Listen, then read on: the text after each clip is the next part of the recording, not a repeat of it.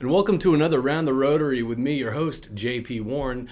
And with us today we have Micah Renfro, president at the Energists, the energy recruiting experts and executive team building recruiting company.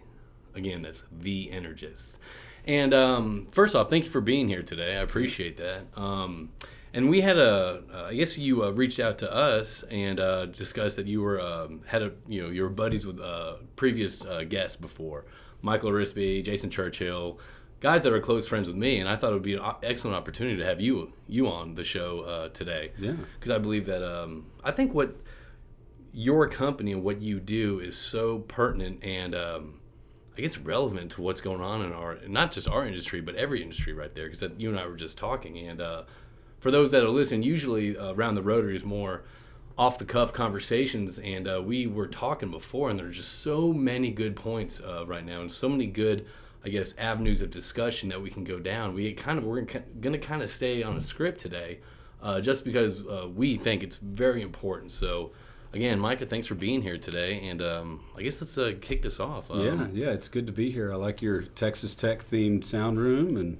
Texas Tech / CPC themed sound room, so we got the same colors. I know. Well, it's either Texas Tech CPC colors or it's Chris Zombrek and Tara Clark, both Tigers, and me. I'm the Aggie here. Okay. So it's good. It's a good little mix we have at CPC. So give us a little background about yourself and kind of talk about your company as well, and then we'll just kind of dive into it. Yeah, sure. So I was first exposed to the oil and gas industry. I grew up in Decatur, Texas, which was kind of the hub of the Barnett, where Mitchell was doing a lot of their early stage development with some of the different technologies that they used. And so had a lot of exposure to it through high school and stuff like that, worked with some service companies and things because it was a good opportunity to make money in the summers. Went to college at Texas Tech, started out... Was that your first exposure to the oil and gas industry in high school?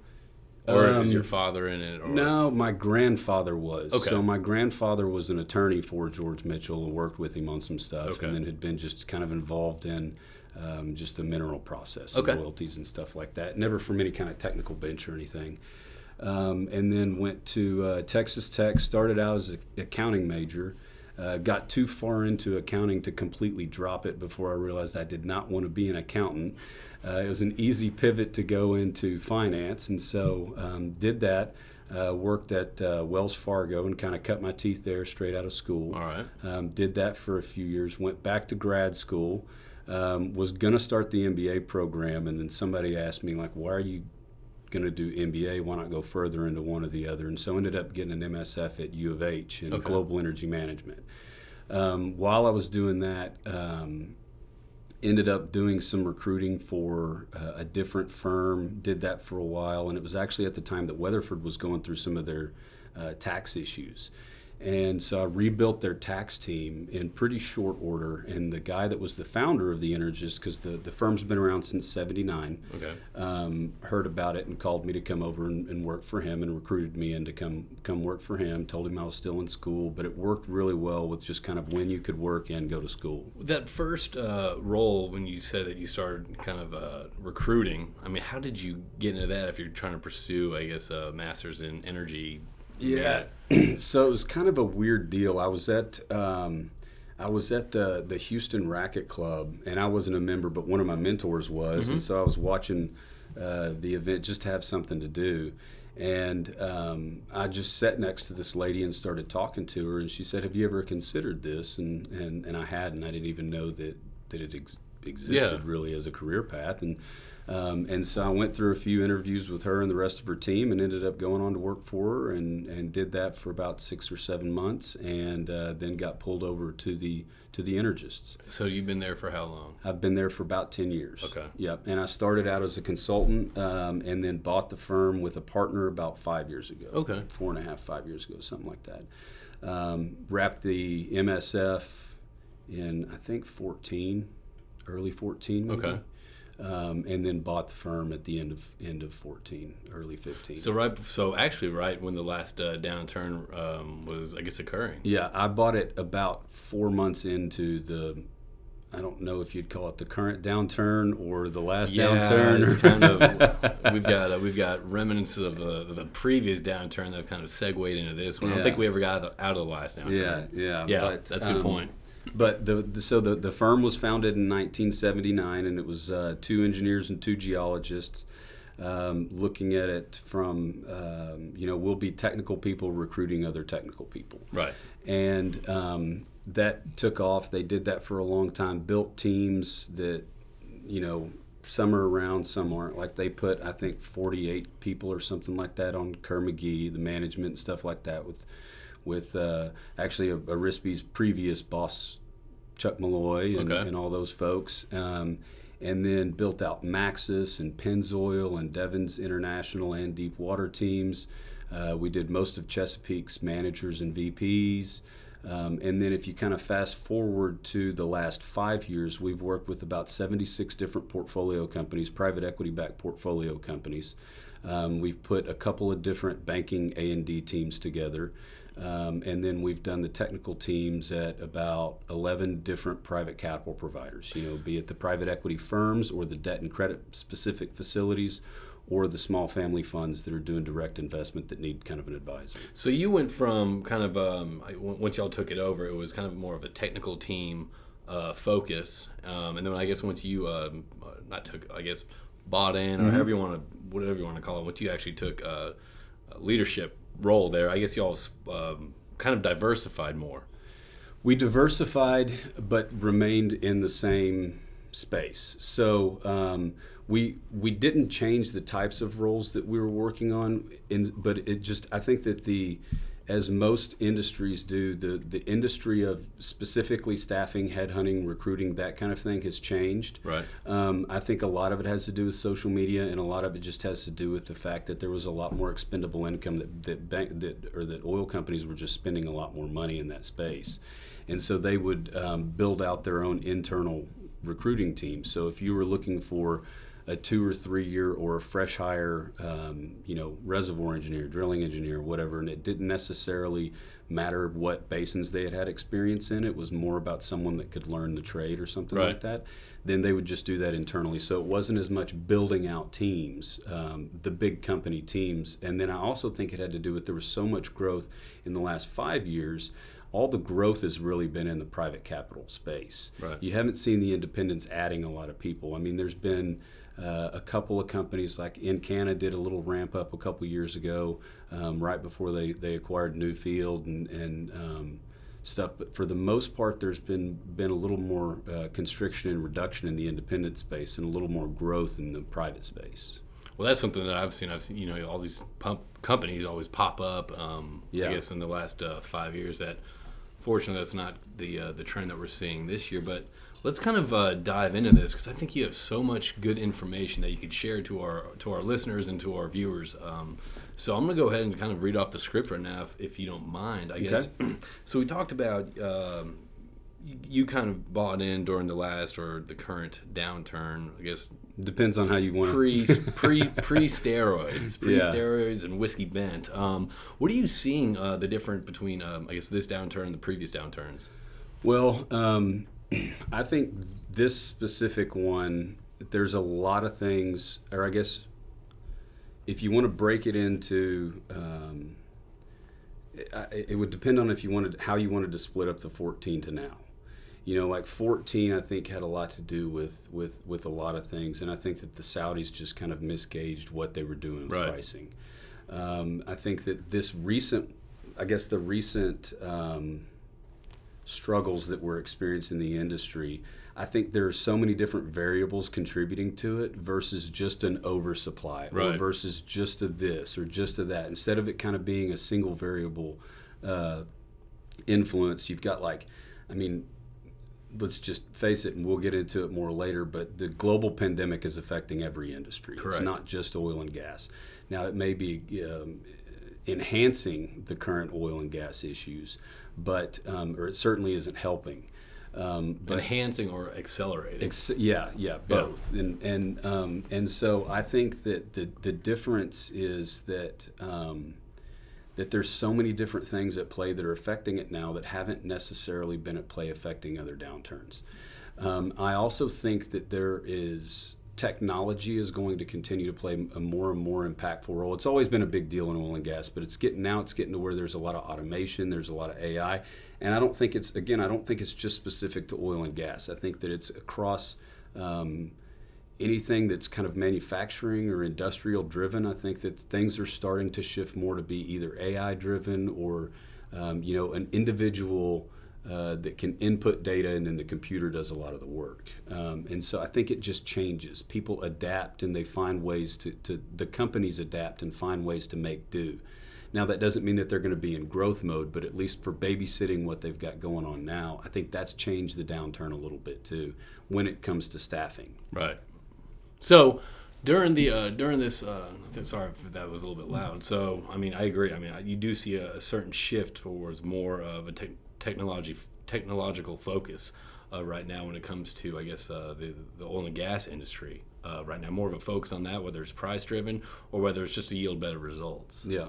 So have you seen, I guess I'm going to ask you kind of two questions in one. I guess, how have you seen teams evolve over the last couple of years, and what skill sets and capabilities are critical now, I guess, when they weren't in the past, and obviously understand technology and kind of having a sense on, you kind of brought up something earlier I wanted to touch on later, is how social media has impacted, I guess, staffing and recruiting and, I guess, placing people. But what skill sets are critical these days that you're seeing? Depending on what discipline or vertical you're in, I think that can shift. I do think that and it's kind of a buzzword now, and it's a pretty overarching category, but like the data analysis, data analytics, everything that's data oriented in any industry is booming.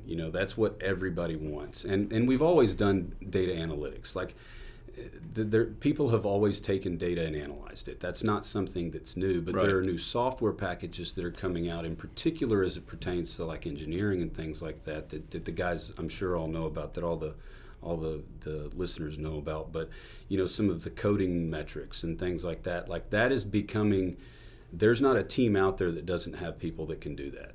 And so there are some folks that are at a different stage in their career cycles that aren't really that savvy with some of the things like R code and Python and SQL and things like that I think if they want to be competitive in the space and get back into it, that would be a valuable skill to pick up. And so that is definitely something that everyone wants. Data analysis. Yeah. So, or it's the analytics piece of it, kind of the input data, where you've got like different types of things, like you've got different types of coding that you can do that lines it up, and then you've got different ones that you stack the data on top of each other and things like that. And so I just think you need to understand and know how to do that stuff, or at least work with it and extract information from it. So that's a good piece of advice right there. I guess if someone's looking to, I guess, round out their experiences, or I guess pick up or sharpen a new skill set, you highly recommend going down that highly road, right? Recommend data analytics. Okay.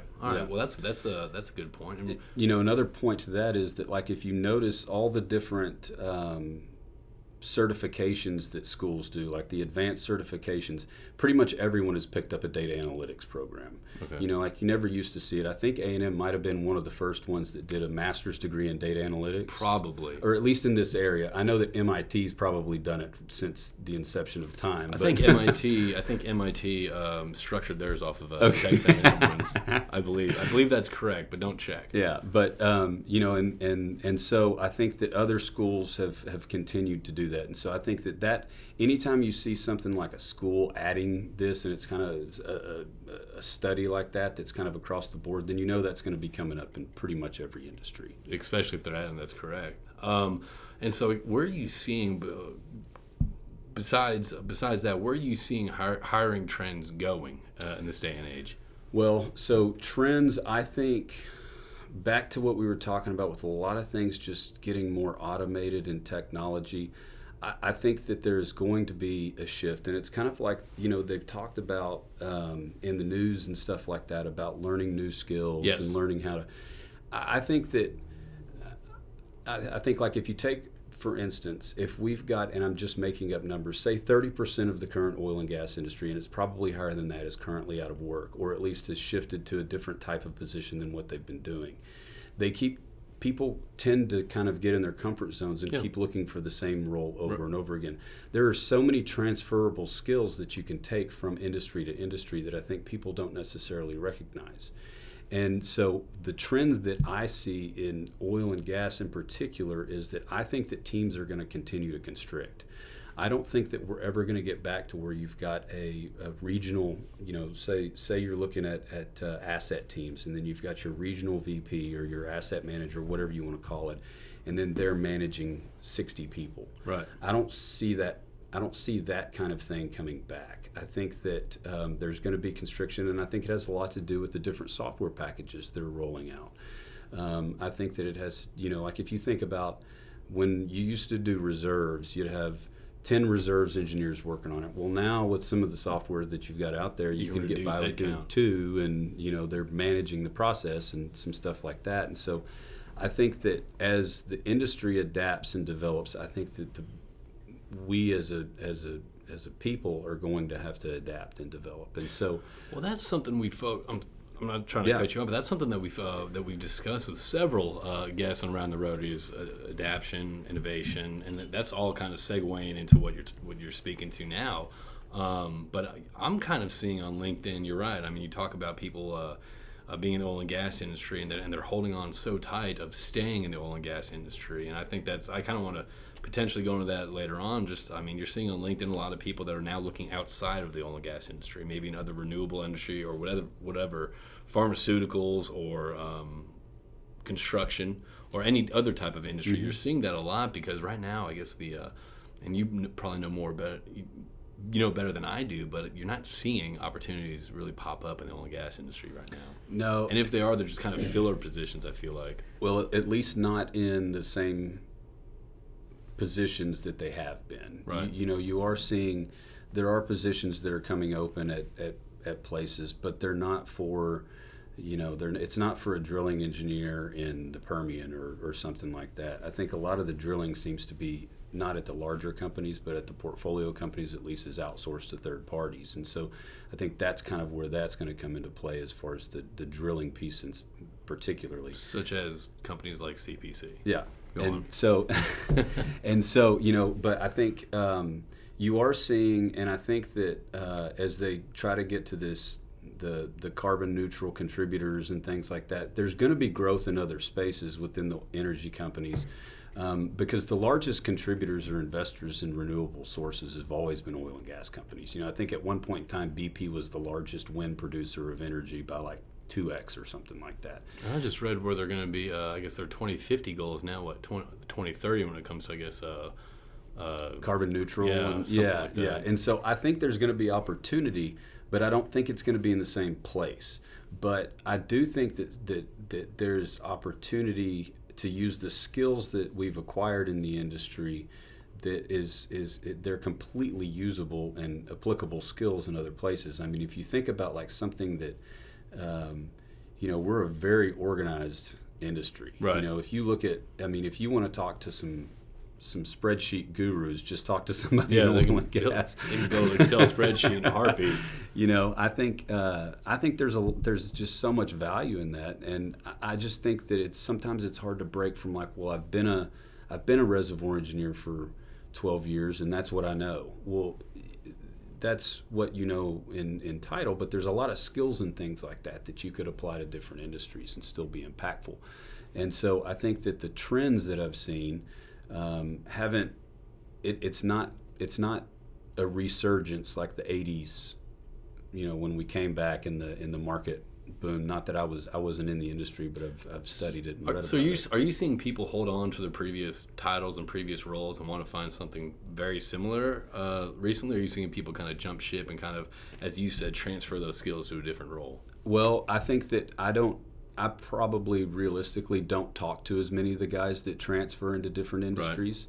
Right. I probably talk to more folks that are looking to stay in the same space, which I get. I think that there's the opportunity to do both. I think it's just that you're going to have to be adaptable. It's not going to be the same. And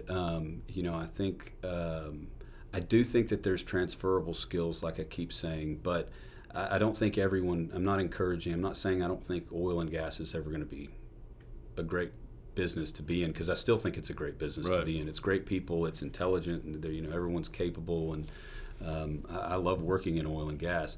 But I do think maybe increasing the exposure points and where you might be able to contribute in different areas, just because I don't see us coming back to where you go on someone's website and they've got 50 or 100 open positions for different engineers and geologists and stuff like that. Definitely a reduction in workforce. Yeah, or at least the status quo. And that's something I think that it's imperative for people out there that are listening that may be in a situation where you might see kind of the writing on the wall at your previous or your current role, or potentially you might be looking for a new opportunity.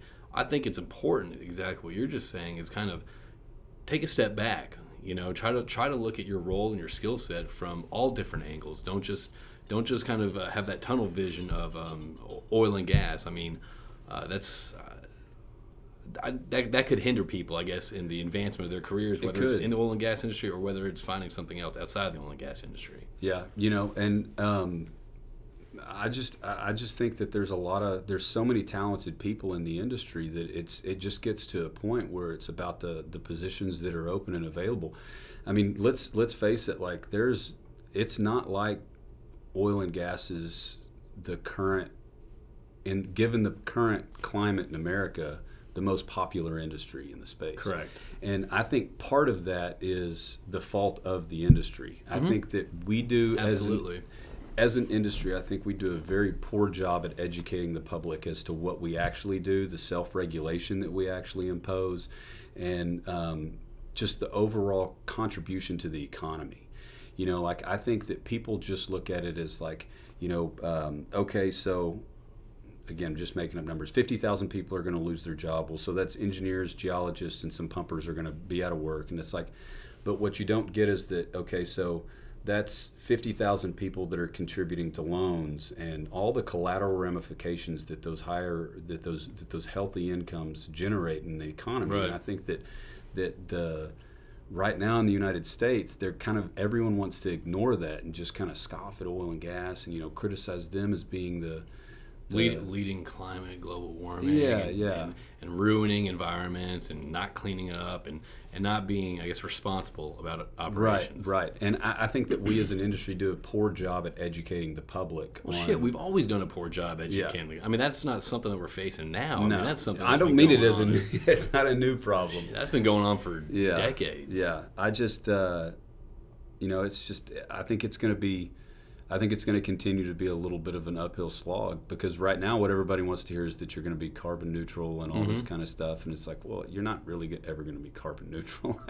Yeah, but it feels a lot better to have that. Yeah. So I guess during this wonderful state and environment we're in right now, how is you're a recruiting company, not a staff company. I don't want to use that word. More executive recruiting. Team building. So how are you seeing your, level of activity since, I guess, March until right now? I mean, is it slowed down? Is it picking up kind of around now? I mean, what are you seeing? So it's shifted. We did a lot of, if you took different years, and it's always cyclical as far as like how things happen. Everything kind of has a rhythm to it. And so I guess it was about 15, you kind of saw everyone turning about, okay, so we've got the downturn, we've got this slump. Now we need to figure out how to produce out of it. Let's optimize production. And so it was adding a lot of the production and operations oriented people to the portfolio companies. Because for the most part, your private equity models were a lot of them were just kind of the buy, shine, flip. You don't really have any production management. You have more like drill a few holes, prove up something, dump it into the company. Yeah. And that shifted whenever it gave us a longer timeline on how long these different portfolio companies were going to own the assets. Right. And then that kind of tailed back again whenever it stayed lower longer, to where we could get by with reduced staff and things like that. What we've seen last year, we saw a lot more management level positions. This year we're seeing more executive level positions that have to do with so it's slowed down in volume, but it's picked up kind of in the depth that you have to go into on the projects. So, there's a lot of things that we're working on. There's succession planning, because I think you are starting to kind of roll into that deal where everyone's kind of been waiting for this crew change that everyone's been talking about, which they're always going to talk about. There's always going to be a crew change. I remember in 2005 when I broke out, crew change is coming. Yeah, get ready. Yeah, but you are seeing some guys now that are at the executive level that they've kind of hung around because they had money in or whatever, and now they're approaching 70 or mid 60s or whatever, and they're ready. Yeah. It's like, all right, it's not coming. We're not going to get back to $100 oil, so let's just cut bait. And so we are seeing some of that. That's where the majority of our activity's been. It's been more the C-suite. And then again, still in the private capital space, I think that there's going to be continued input from a technical perspective on investment opportunities. For a long time, you pretty much... What do you mean by that? Well, for a long time, you pretty much just saw your private equity firms were mostly all tech or finance people. Okay. And then you started seeing more and more technical input. So you'd see a technical person put on board here. Well, now I think they're starting to integrate more of those people into the system, where you have you might have a team of technical people, you might have a subsurface guy, you might have this, you might have all these different things, so you can get a better picture of where your investment dollars are going. So you have experts kind of looking at the entire project, not just the financial piece of it. Right. And so we've seen growth in that space, and then we've seen a lot of popularity in the credit and debt facilities. Just because I think they're looking to buy distressed debt, and they want to have an understanding before they sink their money into it. They want to have an understanding about what's going on from a technical perspective. Especially right now. Yeah. Especially right now. So, I guess let's keep on moving forward. What, for people that are listening right now that may be kind of looking to reach out to a recruiter, I guess what advice would you give for people contacting recruiters as to what y'all are looking for, or what companies are looking for? Yeah. And you kind of touched on that a little bit, but kind of let's just go back into it. Yeah, and we hear from folks all the time, and we try to talk to everyone that reaches out to us. Sometimes you don't have time to get to everything, and I think that if you can form a relationship with someone that you trust that seems to have a good finger on the pulse of the industry, and just drop an email every once in a while and check in with them. I don't think that sometimes nobody's sitting there with a stack of projects that they're working on that all of a sudden you call and it's like, oh great, here I've got 3 positions. Just what I'm looking for. Yeah. That's just not happening right now.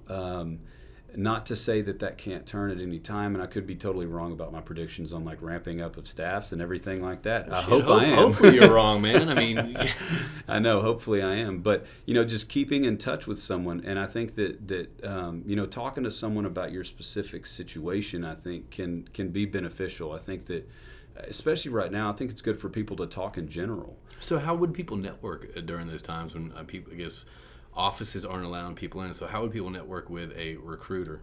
That's a good question. That's a great question. It's one that I think everyone is still thinking about. I mean, I would just suggest, connecting on LinkedIn, like we talked about social media, sending a note. Don't just send a connection request. I think and this probably isn't unique to me, but I probably get about 15 a day.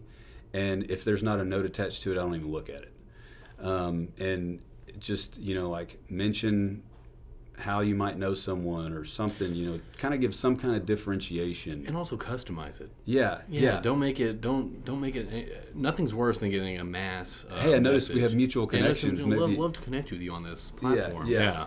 And I don't mean that to say hey, you should be lobbying for someone's time or anything like that. It's just make it different than just the row of stuff that comes in every morning. But that's the importance of especially right now. That's the importance of networking, and I think there's such a huge. I think social media, whether it's LinkedIn, let's just focus on LinkedIn for now. Yeah. I think LinkedIn has become a huge tool for people to start networking, and you're really kind of. Before this role in COVID, I looked at LinkedIn, a couple times a week. Now it's something I check, more than the other social media accounts that I have, just because that's the forefront of what's going on. So everyone listen out there, you chime in, please. It's probably going to bring you great value to complete your LinkedIn profile. Don't just list the title, list. Yeah. Kind of put your CV up there. I probably wouldn't. I've seen some people post their full CV as like a PDF on it. I don't know if I would do that, but I would put descriptions about what you've done in the roles. That's what I right. That's what right, I meant, and then connect with someone that is there's a few people that do what we do that are really good at what they do. Try to get some kind of. I think that it's like anything else. Ask around about who they've worked with and who they think highly of, and go with someone that you feel comfortable with as far as like who you remain in contact with. I think that remaining in contact with a couple is a good idea. And I think that talking to your friends and again, like I think Jason Churchill said something about it in his. It's like pick up the phone and call somebody. Yeah. Don't just send, because in my opinion, like the whole networking thing has dramatically changed from what networking actually is. It's gone to a text or yeah. Like you're not networking whenever you just connect with someone on social media. That's not networking. No. Networking is establishing a relationship, not establishing a connection.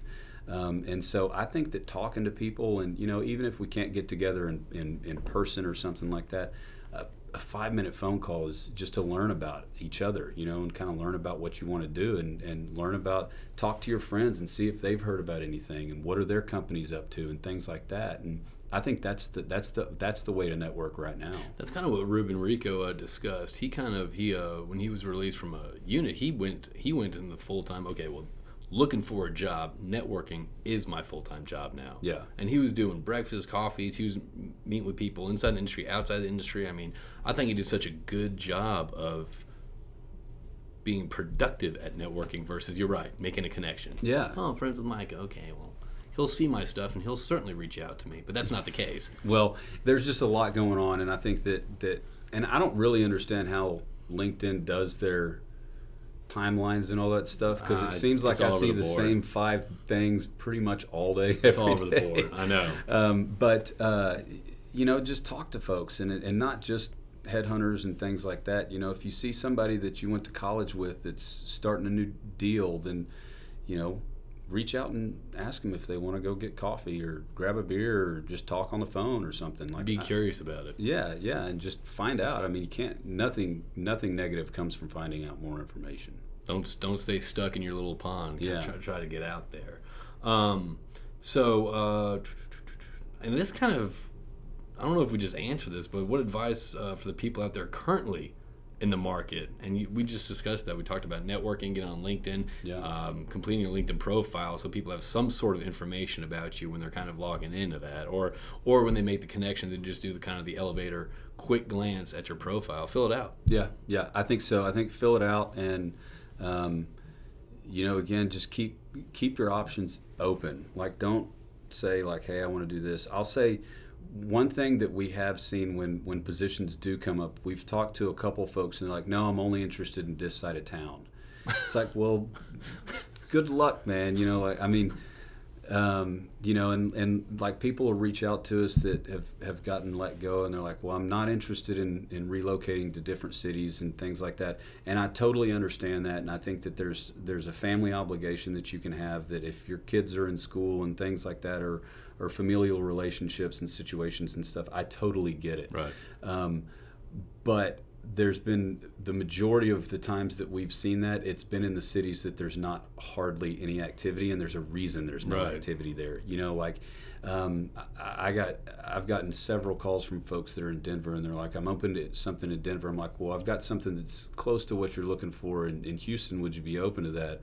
And they're like, no, I got to stay in Denver. It's like, well, I don't know of too many people that are opening up oil and gas businesses in Colorado right now. It's just a little dry. And that's something my dad said too, and I'm probably going to mess it up, but he said if you limit yourself geographically about, where the job is or where the role is, you're going to limit your mobility. Yeah.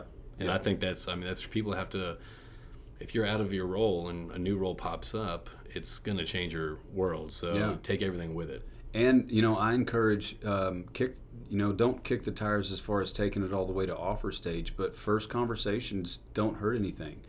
And find out about it. See if it's worth it, because it might be worth it. A lot of people that I know, we used to have this saying whenever Midland was just blowing up. I think it was around 12.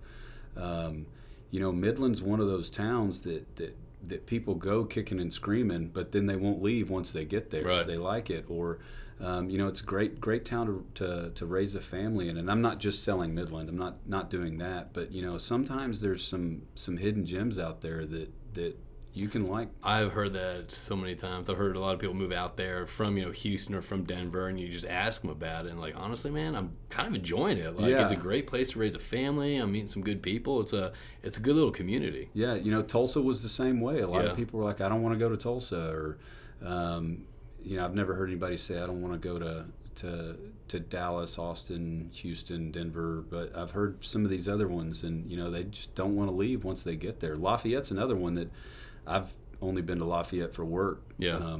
But people don't leave Lafayette. Yeah.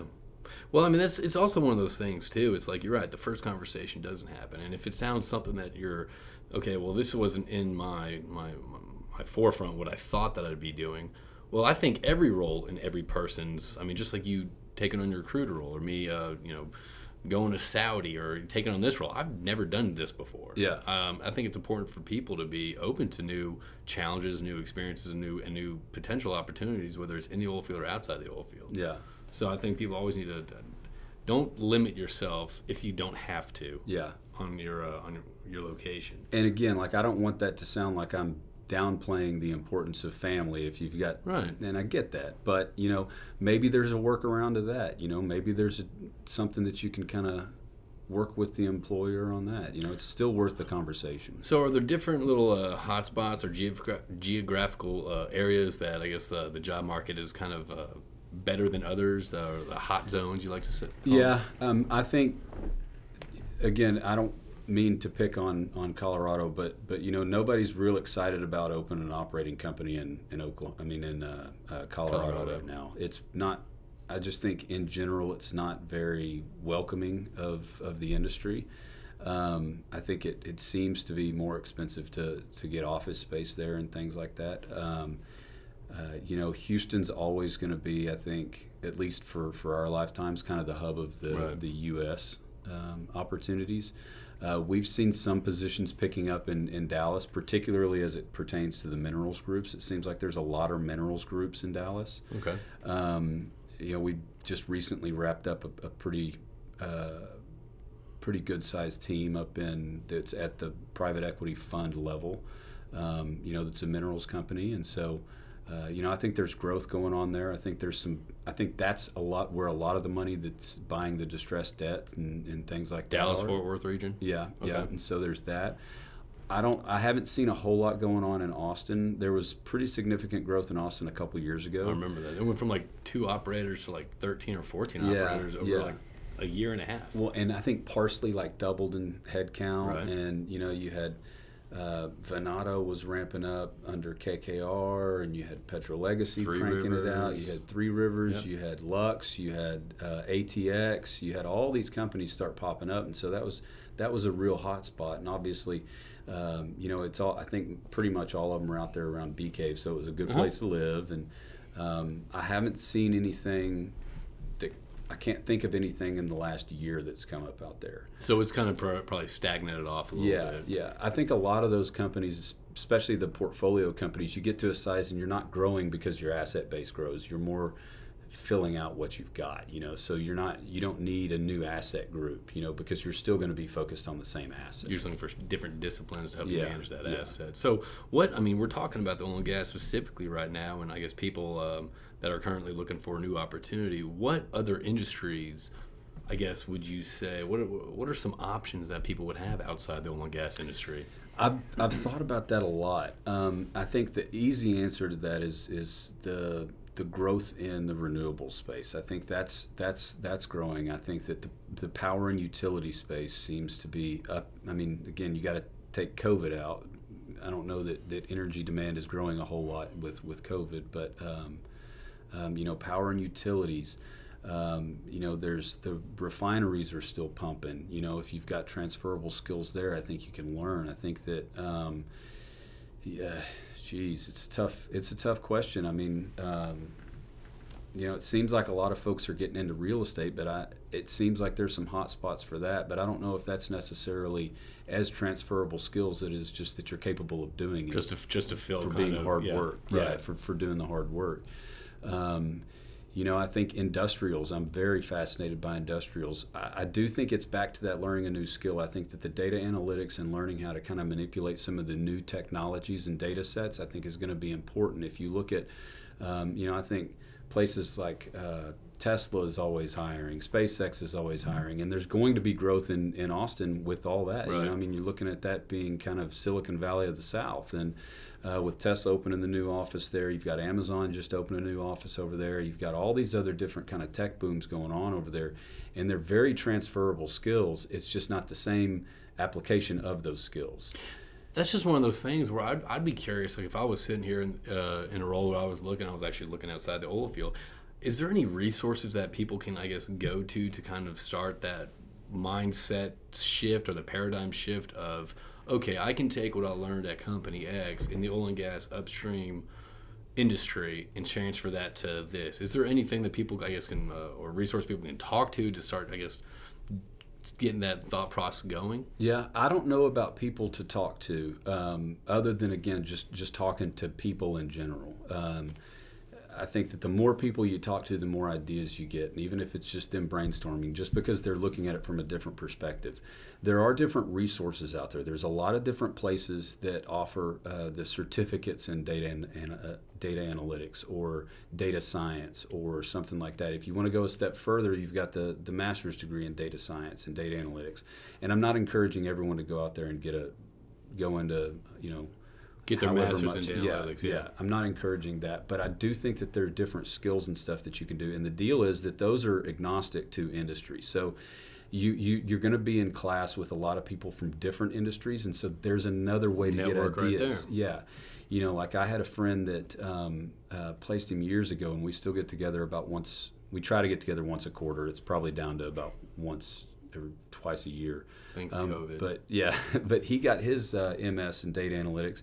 And I think he had job offers from like 5 or 6 different companies that didn't have anything to do with oil and gas whenever he graduated.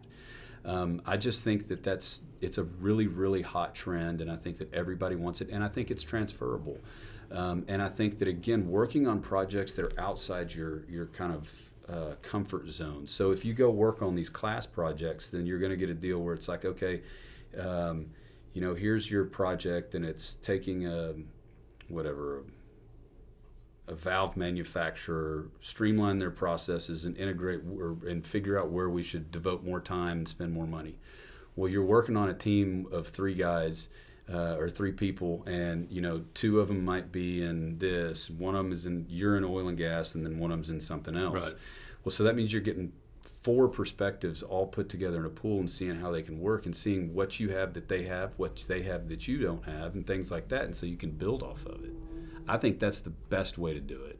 And I think that's if everyone has that opportunity that to do it. And I think this kind of segues to one of the first podcasts we did with Mike Tesseri with Iron Orchard. It's like he said, look, if you're getting out of the oil and gas industry, we're a really smart group. Yeah. Like we know, like we are some good, hardworking, intelligent, smart people. So whether you're in oil and gas sales and that's all you've done for 15, 20 years, your skill strength is to build relationships. I'm sure what you sold, I guess, oil and gas, the numbers have been, the cost has been up. So, you can capitalize on that, your relationships, your ability to go in cold call, whether you're an engineer. Look, if you're stuck in the oil and gas upstream office, you're an engineer. Yeah. You know what I mean? You know how to solve problems and get the job done. That's transferable. Yeah. And, if you think about let's specifically discuss like another discipline like the sales guys. I'm sure there's probably, and I don't know the exact figures or anything like that, but there's probably a lot of sales guys out there that these salespeople were great at what they did, and with the downturn, people just aren't buying that product, and so they got caught up in a reduction, and it happens. I don't know of any industry that is as you want to talk about like running the gamut on personalities that you deal with. I mean, it's everything from someone that doesn't want to crawl out of a hole, all they want to do is slide reserves reports under the door, to somebody that all they want to do is go to golf tournaments and shoot skeet. Right. And if you were successful in selling, it's such an eclectic grouping of people that you can literally get along with everyone from the boardroom to the field hand. And so I just think that is an easily transferable skill that you can go to any industry you want and do well. And speak to any level. Any level. That's it. So, okay, let's see. We kind of got off a little bit. Let's get back on. What are you seeing in terms of people making an effort, to start their own organization? This kind of goes into capital source and availability. Yeah. So sectors of activity, like what are you seeing right now? And I know I keep bringing it up, but like I think the thing that I've seen a lot of is like if you take some of these different engineering packages and things like that. Like I won't name drop him or anything like that just because I didn't get his permission. But he built this. It was like a semi plug-in software technology for Spotfire. And then did very well with it. Did a fantastic job marketing it, proving the value to different clients, and then sold it and did very well with that. And I think that generally speaking, if you look at the different softwares that are out there, that's where the excitement is. That's where the buzz is. And I think I also think that there's going to be kind of a semi-resurgence of some operating companies and where their focus is. I think that eventually we're going to have a shift back to more conventional assets, cheaper wells to drill and things like that. Okay. I don't know when that's going to happen, but I think if you just look at the pure economics, I think that it makes more sense than some of these big, $15 million wells. And so I think if that's something that you could do, then there would be an opportunity there. I think that everyone is pretty hesitant right now about pumping new capital into the market. Yes. Understandably so, right. Because most of the guys that have had money in the market are kind of left holding the bag right now. And so I don't know that it's a great idea to leave current employment to go out and try to do your own thing. Your own thing. Like I think it was really popular. Was it about 4 years ago whenever it was 2015. Yeah, you saw, it was like every week there was another capital commitment of $350 million here. People were just flipping it. Back then, that didn't happen. That's kind of what Churchill talked about. He said, this isn't the days of holding on to an asset for 2-3 years, drill a couple wells and flip it. Now it's like, okay, well, we need to extend our life on this asset and kind of operate it on kind of a longer term. Right. Yeah, profit focused. Yeah, I guess you got to actually make money. Yeah, exactly. You're not. It's a gamble to flip. You're not going to flip it anymore. Yeah. You just won't. I think those days are pretty over. He touched on it. Cody Rodriguez discussed that with Iron Orchard. He just discussed that as well. So that's kind of interesting. You're echoing that as well. Yeah, I think we're going to see more corporate mergers than we are going to see asset acquisitions. Okay, and that's still going to be redundancy in personnel. Right, and that's what I mean about the constriction. I think that one of the big costs, if you look at the overall burden of a company, and I don't mean burden meaning that things are interchangeable, but the financial burden of most companies is their G&A and or debt. I'm not talking about debt either if we want to get super critical here, but consolidation of debt makes sense. Consolidation of G&A makes sense. Right. New debt doesn't. New G&A doesn't. So leaner and meaner. So is there value, I guess, when people are out there and they're looking at, I guess, recruiters and like a better term, headhunters? Is there value in these recruiters or headhunters that are offering, I guess, advice on how to job and I guess paid advice? Like if is there value in that? I guess when they're offering to offer their for paid. Advice. I wouldn't pay anybody to give you advice on how to find a job. Why is that? I think that because there isn't any job, or I shouldn't say there isn't any jobs. Because if they had a job, then they would be spending their time doing that instead of telling you how to find a job. Okay.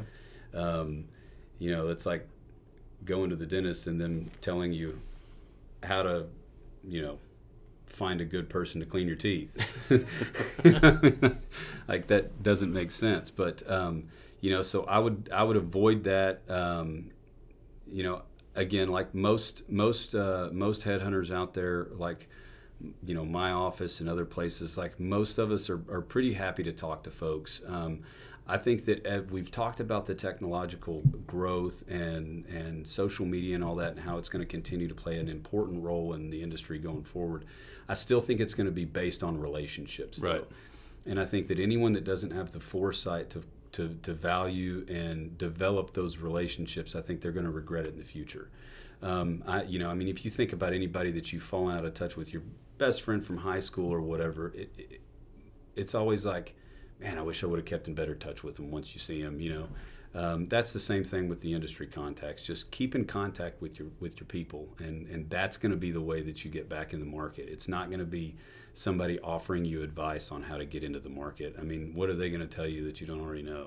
But pay them for it. Yeah, but that's also a good point. I mean, there's different. I mean, if you're saying quote, networks like, but that being there's a lot of ingredients to that. Yeah. That's number one, being active on social media such as LinkedIn. It's engaging on social LinkedIn, and then once you make that connection with someone, that's when it goes to the relationship side of things. Start the relationships. And just as you said, man, if you haven't talked to anyone since high school, I guarantee if you pick up the phone, call your best buddy in high school, he's going to pick up, and you're going to pick up like you didn't leave off, right? Yeah. So that being said, I mean, don't be afraid to it's all aspects of that. It's every ingredient matters, and every strength matters. So if it's online presence, if it's social media, if it's reaching out, if it's establishing a personalized message and picking up the phone and talking to someone, all of those are important aspects of it. And you're right, it is very relationship based, but you got to get to that relationship first. You have to and you have to make an effort. Like, it's not just going to come and fall in your lap. And I think for the most part, man, I've had, and it's not always great, but I find that a lot of the conversations I have, just when people call just to reconnect with me and stuff, and if we had a relationship. Now, if it's just kind of a one-off deal, then it's tougher for that to have the same kind of chemistry. But I mean, it ends up what used to be a 10-minute call. Now everyone wants to talk to people. Yeah. I promise you that you're not the only person that wants to talk to someone other than, either whoever's at your house or whoever's in your small office or whatever. They're going to talk to you, and you're going to have a connection. And I just encourage people to talk to each other instead of just sitting in their holes. And I'll tell you one thing. If you're scared to talk to someone right now, there's literally so much in common that we all have you can talk about. Yeah. You can talk about how much the market sucks. You can talk about how much COVID sucks. There's a lot of sucky things you can talk about. Start off with bitch, gripes, complaints, and then move on to relationship. Yeah, and say like, so what are you doing in this place or that place? I just think that the human touch and the human connection and talking to folks is just, I think it's vital. And I think that you're not going to get off a call with someone and say, I wish I didn't make that call. Right. That's a good point. Or, that one awkward. That's going to prepare you for the next one. Yeah. Exactly. So what am I asking you that I don't know enough about, I guess, your role and what you're seeing that I just don't know what to ask? Yeah. We've been pretty thorough. I think just generally speaking, I think to reiterate, I think people should be open to what's out there. I think you should always hear someone through if they do have an opportunity. I think that, just being active. I mean, I think you've asked great questions, and I think that we've covered the majority of everything. And if anybody has any extra questions or extended questions or anything like that, or needs any clarification, they can always message me on LinkedIn. Yeah, we'll put that plug out there. We'll give your the Rotary contact, and also plug you so they can always just connect with you on LinkedIn. Do you have any messages for our audience that are listening right now? Just that, this isn't just keep in mind, this isn't just the oil and gas that's being affected by what's going on in the world. I mean, this is literally a global pandemic. I don't know when it's going to happen, and I don't even want to get into the politics behind it, and I don't want to have those conversations. No, that's but it's tough for a lot of people out there, and just kind of keep in mind, just you're not in the boat alone, and everybody's pulling together. Everybody wants the best for each other, and if there's any way that we can help, then I'm always happy to. And I think that there's people that you're connected with, that you do have a network with, that would also help. And just be positive, and we'll get through it. Probably the same note that most people say. Man, it's not the first downturn we've seen. Won't be the last. Pick your heads up. Keep working hard. We'll get through this. Yeah. Make the oil feel great again. But again, Micah. Again, everyone. This is Micah Renfro with the president at the Energists, the energy and recruiting experts. And if you have any questions for him or for me, you can reach us at roundtherotary at cap-petro.com. Again, that's roundtherotary at cap-petro.com. And if you'd like to be a guest on the show or have any questions, you can go to the Capital Petroleum Consultants webpage and go to the podcast, and there's a form right there you can fill out. And again, for all your well site supervision needs or project engineering, you can go to capitalpetroleums.com as well, sponsor the show. Well, Micah, I appreciate you joining in, man. I really enjoyed this, and I think it's been beneficial for a lot of people out there. Yeah, thanks. It was good to be on. Absolutely, man. Appreciate I guess we'll talk to you soon. All right, thanks. All right.